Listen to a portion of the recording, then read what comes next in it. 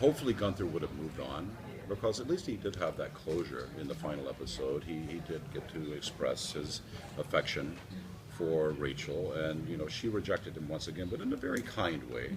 So I think maybe that was an acceptance for him, and I would hope that he'd moved on and found someone that he deserves and that deserves him, and maybe brought him out of his shell a little bit more, and hopefully he would run a franchise at Central Perks by now too.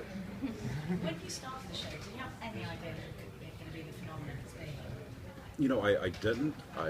I knew that the chemistry between the actors was evident from the very first day I stepped on, and I'd been on some other shows as an extra. I hadn't done a lot of established acting roles or anything at that point.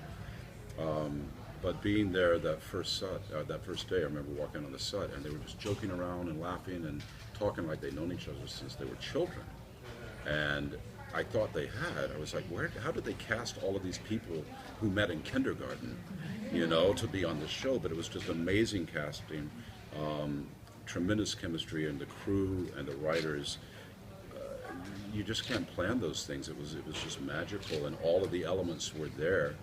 So I could feel that for sure, and obviously it was right because it worked. And what do you think is so special about it that, 10 years after finishing, it's still, the very fact that it's a demand for, a pop-up coffee bar. Yeah. I know it's always being shown as repeats, but it seems to have as much, if not more, of, the population than it ever did. That it's surprising to me, but on another level it's not, because there's a new generation now. There's literally people who weren't born when the show was on, who are like discovering it for the first time. And it's available in syndication worldwide now. And DVDs, it's translated in I don't know how many different languages. And I think that the humor translates really well. It's not specifically, let's say, an American show.